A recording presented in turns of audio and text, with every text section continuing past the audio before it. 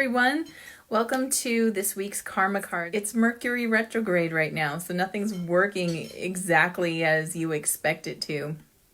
And remember, Mercury retrograde Mercury itself doesn't just affect communication, it also affects expression. It affects expression and business.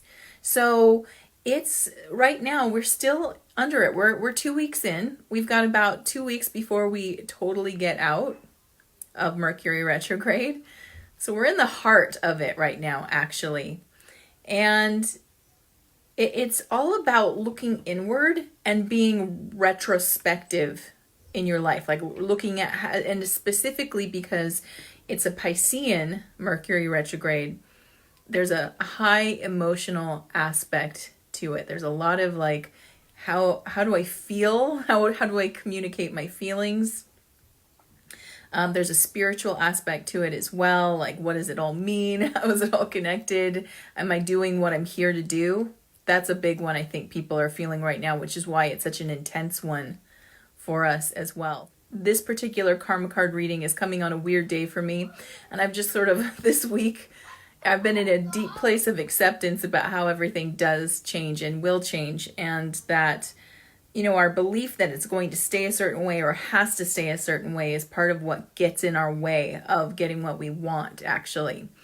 So if we're not willing to look at how things change and how things become different and make that like a kind of an expected part of our whole process of success or reaching destiny or getting what we want or feeling fulfilled in life, then we're definitely keeping ourselves in a fixed static pattern. So adaptability and flexibility are something that we must not only learn to do, but embrace. Like, know that all these good things come with your ability to adapt and be flexible with the change. This is something that my team keeps asking me to bring up with people and talk about, is the idea of security. Like, even financial security, home security, job security, relationship security, feeling secure in yourself, all of it's connected. And they keep pointing out that all of it is a feeling. And some of it we put on external things, like money security. We put on having money in the bank, and the house represents the security of shelter, and another person represents the security of relationship, right? But it doesn't change the fact that it's all a feeling, and therefore it's within your control about how you feel about it. And so they keep urging me to take the belief off of needing something external there for you to feel secure.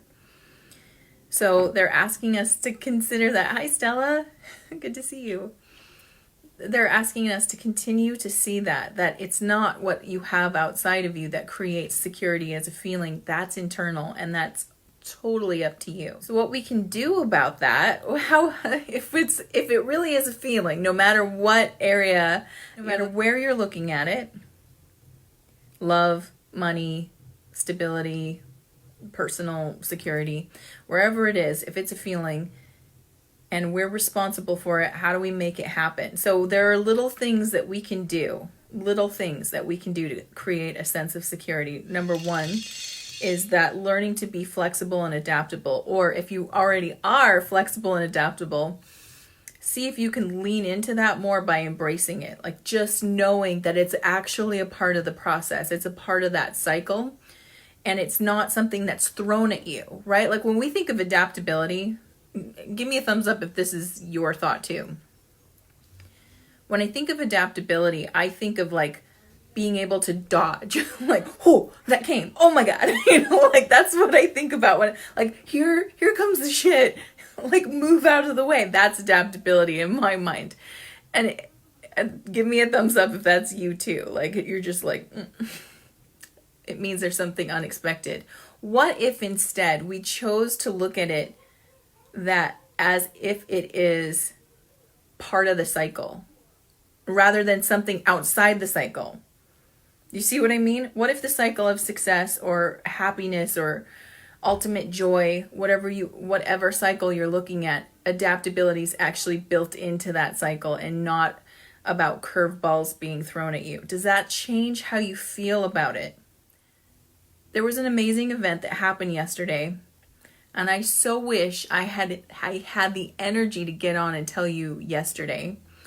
I got it today. So I think it was because of that event that I didn't have the energy. So I want to check in with you. How many people felt either irritable, tired, like just wildly tired, slept hard, or had crazy dreams yesterday? So for the United States, that was the 27th. For Australia, that was the 28th. Anything sticking out for anyone? Please put it in the comments. I'd love to know. And then just yesterday in general, like, did you notice like erratic moodiness, or like sudden sleep, like you just had to sleep, or like, did you take a nap when you normally don't? I'm just curious because we had a really big event with the Earth's electromagnetic field yesterday. Here's what happened. So the Schumann resonance, you've heard me talk about this from time to time. Snappy mood. Yeah, I had one of those. The Schumann resonance is the heartbeat of the Earth.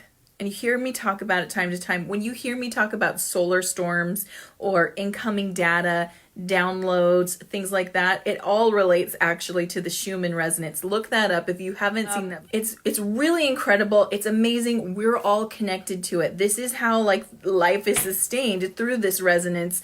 The frequency the Earth gives off, we absorb, plants absorb, gets absorbed into the atmosphere. What the Earth is absorbing is the frequencies of the sun. So the sun is sending out frequency. Everything sends out a frequency. You all know this. But the intensity of the frequency of the sun affects the Earth. The Earth releases a frequency and we feel it too. So that's kind of the food chain of frequency right there around this. Well, it's been raising steadily for years. For a long time, the Earth's base resonance was at about 7.5 hertz, which, compared to a human brain's EKG, 7.5 hertz would represent sleeping. And it was around, she's been shifting. She shifted fully in 2012, the Earth is who I'm referring to. And she's been waking up. In 2016, we had major spikes, and it's just, she keeps spiking. And we've had some that were like, I think today, right now, we're at 34. And that's kind of like she's resting at 34, which is, 7:34. Major difference, right? So the Earth's consciousness itself is waking up, and it's showing up through this frequency that's being measured. And once in a while, she jumps, like she's jumped to 90, she's jumped to 50, and she's jumped to 100. Yesterday, for an hour at about 9 to 10 a.m., I think that was Eastern Time Zone, US, she was at 170 for an hour. Now, I don't know what that compares to on a human EKG, but I have a feeling that's like up and around. Like, she's not asleep, she's not sitting up, she's not just thinking, she's like up, communicating, talking, maybe running. I don't know what you do at 170. But it was at 170 for an hour, and then it rested at 130. So that's a big wave. That's a big influx for human beings to take in. Big one. And when it comes, when we feel it, when it comes through the human body, we're processing, we are uploading. That is what ascension is. When your frequency raises, or your consciousness starts vibrating at a higher rate. And it's almost like a washing machine that's gone from like a really slow cycle up and into spin. And it does have that effect on you. So moodiness is like one of the ways that we can know, irritability, there's like this molecular shaking kind of going on in us. This frequency is moving so fast that it almost comes across as erratic. In the past, way before all this started really happening, people were predicting that humanity wouldn't handle it so well. Like, though we would be really erratic. I mean, kind of nutso. And that's not the case. I mean, and a friend and I were talking about it, about how exciting and beautiful it was that we're going through these major frequency spikes and people aren't falling apart to the degree that was being predicted, that we're actually riding this wave. So how cool is that? But it does explain why, and then you got to look at, this is why I love looking at what the cosmos is doing at the same time, because they're not separate. It's all connected. And so here we are riding this big wave in the heart of a Mercury retrograde that is a highly spiritual, feelings-based retrograde with all this happening. At the same time, we're under this very beautiful placement, which is Neptune, say the words, Neptune sextiling with Jupiter. And this one is auspicious. This is a very good sign. It's been going on for like 2 lunations straight. So we've got the last full moon, the new moon, and I think it's going all the way up until this next full moon coming up. This is a very beautiful, fortunate placement, and we haven't seen this placement since 2011. That was the last time that Neptune sextiled with Jupiter. And so Neptune representing the spiritual aspect, the spirituality, and how it's flowing into every aspect of our life. Jupiter being the planet of fortune and expansion, and how this is really about us. If you understand yourself, if you can appreciate and love what's there, this is the time that manifestation is like at an all-time easy. It's like, stay in it, stay uncomfortable, stay in the pain. It's actually not going to last that long. It's more like, oh, I feel awkward growth pains and I'm going to continue to move for or ask for or align to what I want. And that's all going on right now as we're getting this huge, major spike of energy coming up through the earth. So pay attention right now. And specifically today, pay attention to, where do I feel security? Am I waiting for something else to give me a feeling of security? If I am, what can I do to start claiming that back today? So here's a way to start feeling secure on the inside. Doesn't matter if it's around money or anything else. Is to notice your personal feelings of self-trust. Now, this is one of the things that people come to me to work with, is self-trust. I mentor people. I take them through a mentoring program. It's actually going to be opening up in spring here soon. But self-trust is the name of the game. You want to open your intuition. You want to know, you want to trust what you're getting. You have to trust yourself first. So if we feel like we're waiting for something else to bring us security, that means we feel insecure on some level. Maybe not everywhere, but on some level. If you feel insecure, do you trust what doesn't feel steady? Do you trust what feels wobbly or erratic? Probably not. So we want to work on developing deeper trust in ourselves so we can know that those feelings of insecurity, or the feelings of security rather, that we're trying to create are valid. So here's an exercise to help you deepen self-trust. And this is about the pillar of reliability. And this goes directly back to our inner child. This is, by the way, this Mercury retrograde time is connected to inner child. So a lot of the inner child's feelings, where the inner child felt left out or let down, or felt like they couldn't trust, those are the feelings that come up to be worked upon. Are you aware? And when I did this exercise for myself, I found it and I was like, dang it, I did it. So we all do this. So just know that if you discover this in yourself, you're not letting yourself down more than any other human being does. We all do it. Reliability. So we say we want to do something, or we say we're going to do something, and if we don't follow through, then we become unreliable to ourselves. So I want you to think about something, maybe something right now that you're that you really want. You really want this to be a part of your life right now. And you've really been trying to draw it in, and you've been doing everything except maybe showing up for yourself all the way in a certain aspect. So for example, I'll tell you one of mine.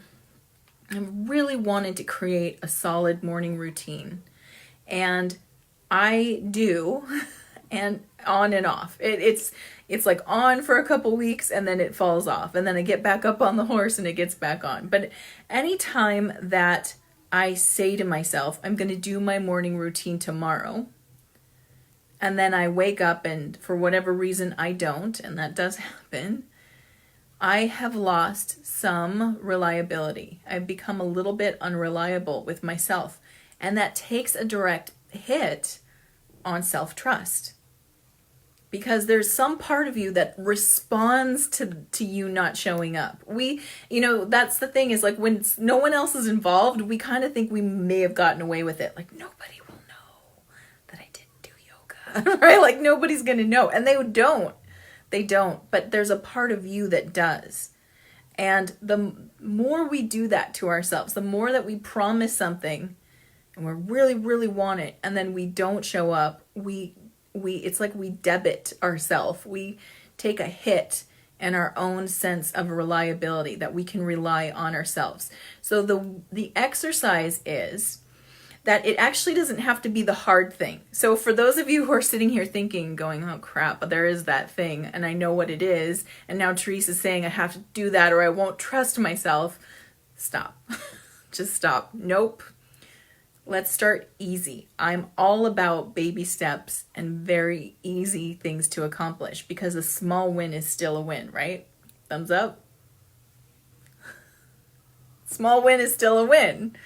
So what I want you to start with for this exercise is a promise to yourself that is easy to keep, right? Some things go small, and all you have to do is one per day and let it build, right? So just like we debit against our sense of I can rely on me, we can also credit it. We can also earn points, earn it back, earn the reliability back. So think of some small thing that you know you can show up to, that you can promise yourself today. Before the end of the day, I will sit down with my journal. Right? I will journal my goals for next month. For those of you who are with me in the Epic Year workshop, that's perfect, right? I'll just sit down and write some goals. Small, something you can do. And if that feels too big, do something smaller, right? I will give myself 5 minutes to breathe. I don't know what you know what your level is. You know what feels reasonable and easy to accomplish. Find that thing. Think about what it is and just do it. Just promise yourself and then follow through, and you'll earn credibility points. Okay, so try that out and let me know. Let me know how it works, right? For those of you who, want to be the super achievers, the type A's, really go smaller. Go small in this case, because it's all about creating that pattern and showing yourself that you are reliable. And the more that we do that, the more we trust ourselves. And then when you get that intuitive hit that comes in, that's like, this is the thing, go after it. Instead of doubting yourself or wasting time in doubt, you can go, yep, you are a reliable resource. I trust you. And for those who are new to Karma cards, let me go over it with you. Super easy and fun to do together. There are 3 decks here. I have the planets, the signs of the zodiac, and the houses of astrology. And to play this game is super easy. You just decide if you want action-related answers or outcome. So how it works is the answers have already come in. There's the actions in red and the outcomes in blue. And you just type in either red for action or blue for outcome. And of course, some people want both, and I think that's great. I think they work well together. You can type in both if you want both. So just take a moment, tap into that intuition. You can totally trust it. Whatever comes is what you need right now. So we have the planet Neptune, which is the current ruling planet, because we're in Pisces season. Pisces is ruled by Neptune, and Neptune, like I said earlier, is in this beautiful sextile with Jupiter. Had to think about that. It's very active right now, so it's very fortuitous that's coming up.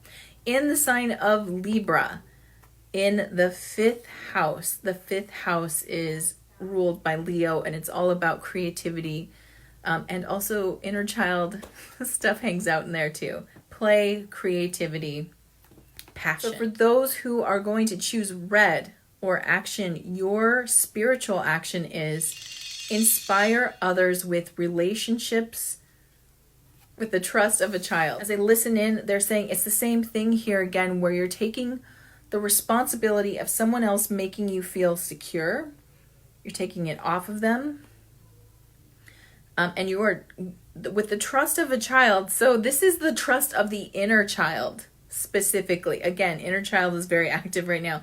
I mean, it's inspire others with relationships with the trust of a child. So it's the people you're in relationship with, and without talking to them. I mean, this is one of those things where it's going to work better by, instead of the words showing up, like, I'm going to feel more secure in myself and stop putting it on you. That's great to say, but that creates that whole accountability, reliability thing again. So what we want to do instead is move into that place and show and inspire through example. The more that we talk about it, the more weirdly we think that we've done it by saying it. And what it's saying here is it's time to be that. It's move into security, trust yourself. The inner you, it needs to line up to trusting yourself and feeling secure inside of you. And you're going to teach that and inspire others with your action. Okay, the mental action at this time says, be prepared to sacrifice for the beauty of fun, romance, and making art. This particular Mercury retrograde is a very creative time period. And again, with the coupling of the big Neptune, wow, I cannot say that today. Neptune sextile Jupiter. With those going on today, we're in this creative vortex. And I feel like what they're trying to say is, look, some of this stuff you can't work out in your mind. So stop trying to do that. Stop trying to work out the answers by logically thinking about it. Instead, go do something creative. Go express yourself. And the answer shows up in that. And I just got my team's number, 44. So definitely that's the answer. So sacrifice the thinking for the creating. So fun, romance, and making art are all part of creation. It's all in the creative package. So if you're like, hey, Therese, I don't make art, I'm sure you can make fun. And I'm sure you can make romance. Like one of those three, all of the three, pick whatever you want. Understand it's in the creative act that the information comes, not in the thinking. Physical action at this time, yielding is the only way to do it with your partners, and do it dramatically. Do it dramatically. That's the 5th house. That's ruled by Leo. That's just the dramatic flair of Leo. So it's like, this is a big moment where yielding or surrender, that's another way to put it, or letting go, like letting go of how you think things are supposed to work out right now, how you think communication works, how you think spiritual growth works, all of it. Like the key word or the key phrase is kind of let it go and question everything. Stop thinking that you know what comes next. And that's part of the adaptability I talked about earlier, is the mind, in order to receive and see everything of this time period, there are gifts everywhere. There's a ton of intuitive information coming into people. So much of what you've been searching for and looking for answers wise is around you right now, unpacked and sitting there, but it's not going to come in the way you think it will. And it definitely isn't going to come in the way that you've planned it to. You have to stop pre-deciding things, and you need to really be present to it. And that simply means that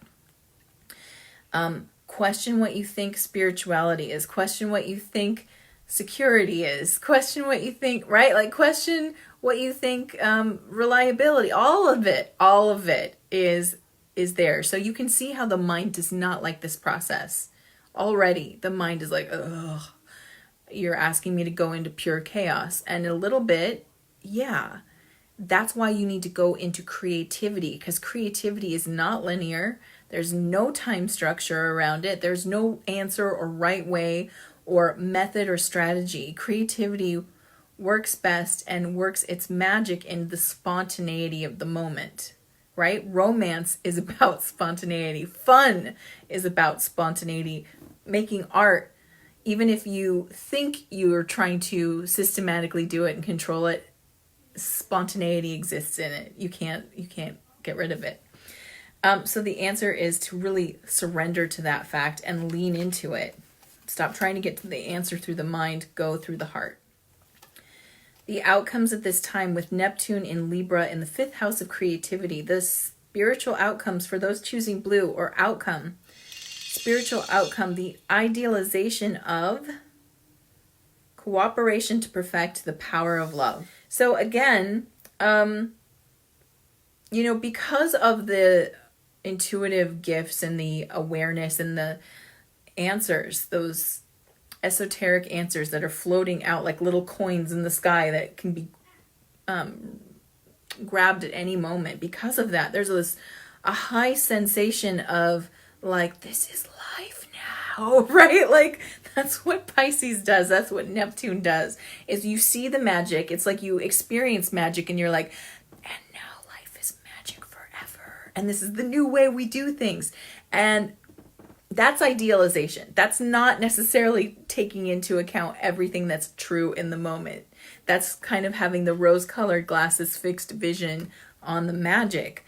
It's all the cooperation to perfect the power of love. You betcha it's right there, and you're going to see it. However, if you stay in that place of this is the new level and nothing else exists, or I'm never going back, when you do end up going back or experiencing older or lower vibrations, it gets very disappointing. And this is when people start to do the spiritual bypassing, right? They're like, well, I saw the beauty and the majesty and the perfection, and now I won't accept anything less than that. So if that doesn't exist, then this is, this is where people start to check out of the fact that it's a multidimensional reality. So be careful of that. You're going to see the magic and the power of love and perfect cooperation, and life is also messy. So don't dismiss that. The mental outcome at this time, confusion regarding decisions about investments, gambling, and other games. So confusion regarding decisions. The mind, again, this is when you're going through the heart answers very simply. It's a yes or a no. And you have to be in the heart to get that answer. The mind wants to still be in control while talking to the heart to get the answer, and you need to understand that you have to be in the heart to get the answer. When you have a lot of Neptune like we do right now, this is a very confusing time. It's like Alice in Wonderland. It's really like the world is upside down and backwards, and it's also what you see. And this is where we start getting into spiritual paradox. And spiritual paradox is another thing that makes people want to spiritually bypass. Like, how can I see my divine connection and still feel depressed? That's a paradox. And that creates the need or the desire to want to, like, ignore the hard parts or ignore the pain. And I think I said it earlier, it's like, be in the pain, be willing to be uncomfortable. It never lasts as long as you think it will. And it's actually going through pain or through the ring of fire that you discover that deeper truth.